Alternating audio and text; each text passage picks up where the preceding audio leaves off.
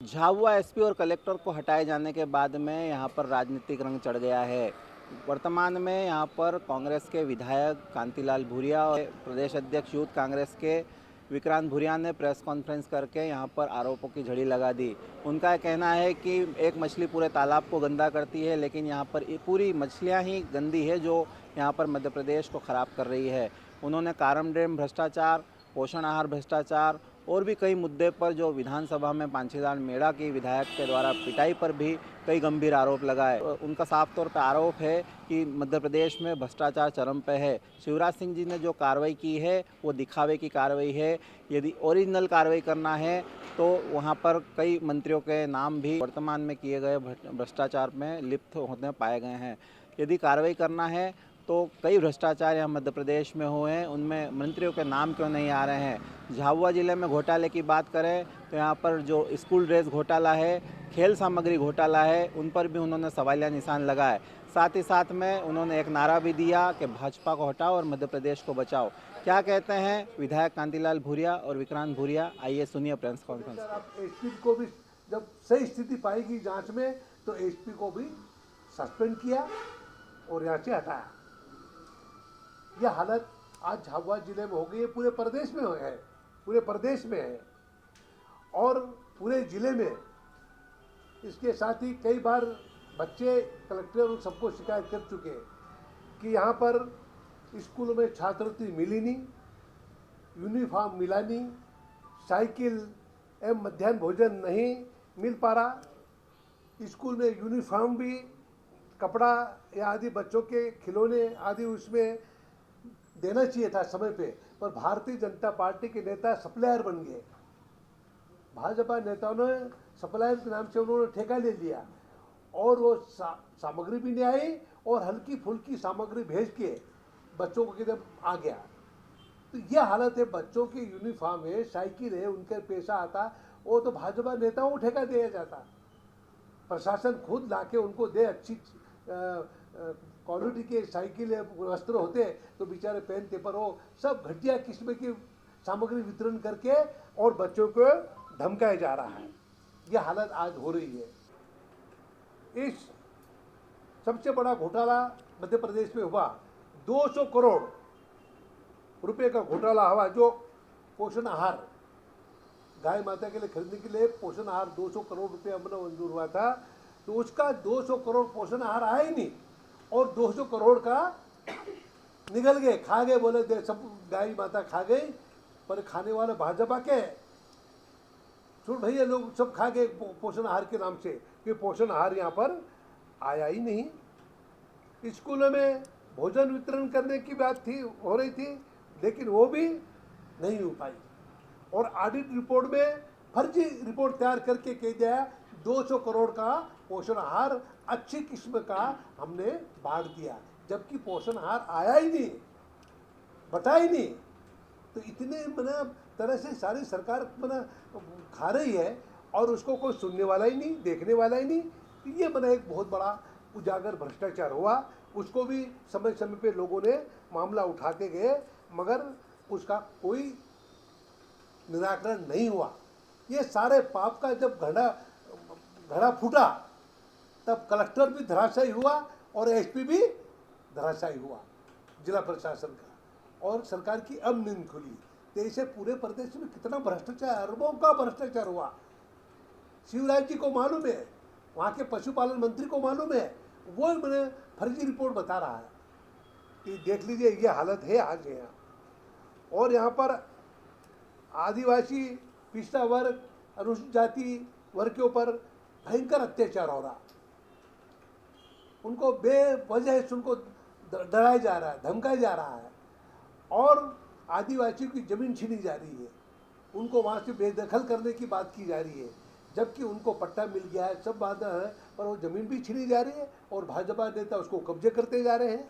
तो ये शिकायत भी प्राप्त हुई, उसको भी सरकार को मालूम है, मगर उसके ऊपर भी कोई कार्रवाई नहीं है।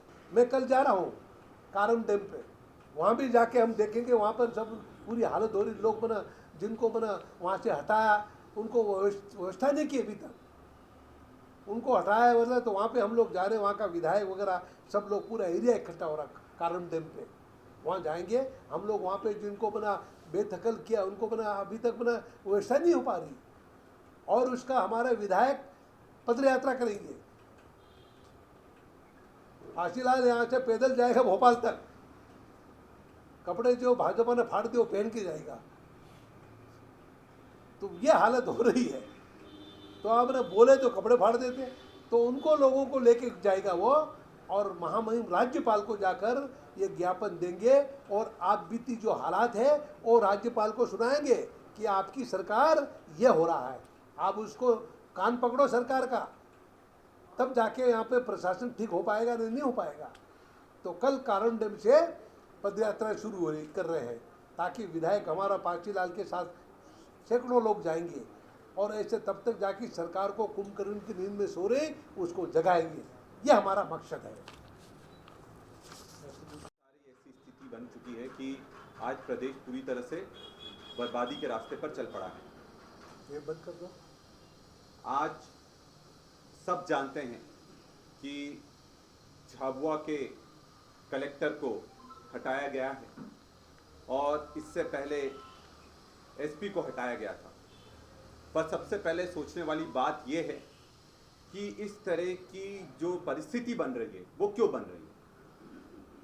जब एसपी की शिकायत लगातार लंबे समय से होती रही है कि वो काम किसी का करते नहीं है, अभद्रता करते हैं, व्यवहार उनका ठीक नहीं है, उसके बाद भी सरकार में इतनी ताकत नहीं थी, मुख्यमंत्री में इतनी ताकत नहीं थी कि उनको हटा सके।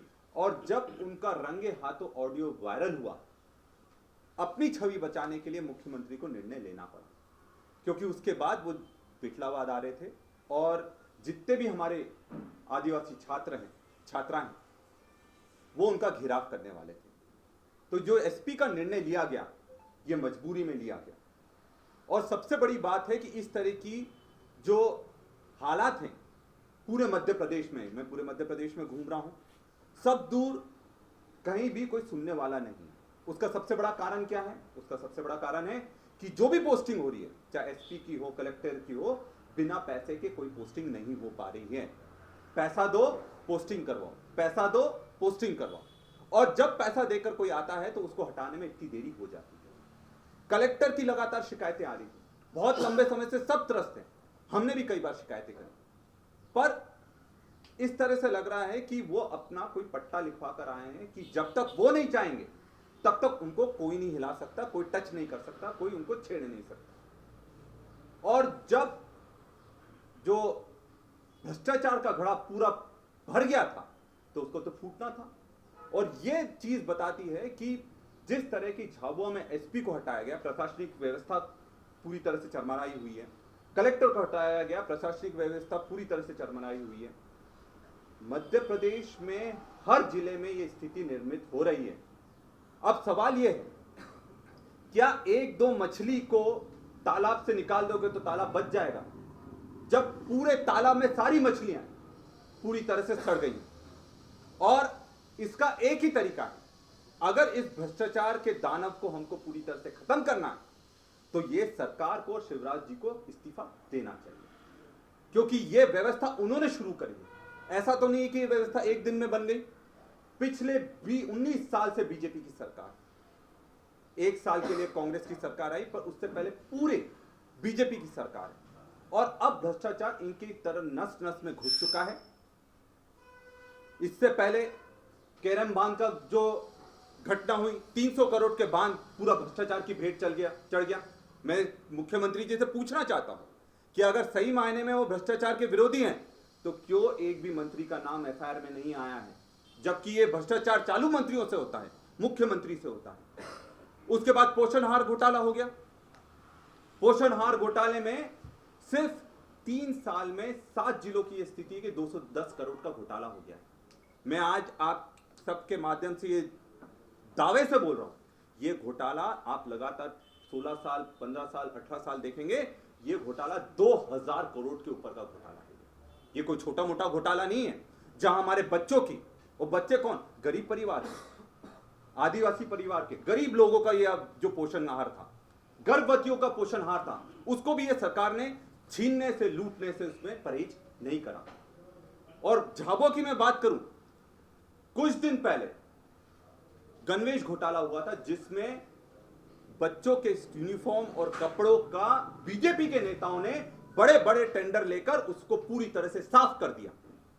तो मुख्यमंत्री से मैं ये निवेदन करूंगा कि थोड़ी बहुत गंदगी अभी साफ हुई, भी बहुत बड़ी गंदगी बची है, क्योंकि इसका पोषण करने वाले आप ही की पार्टी के लोग हैं और उन पर कब कार्रवाई होगी।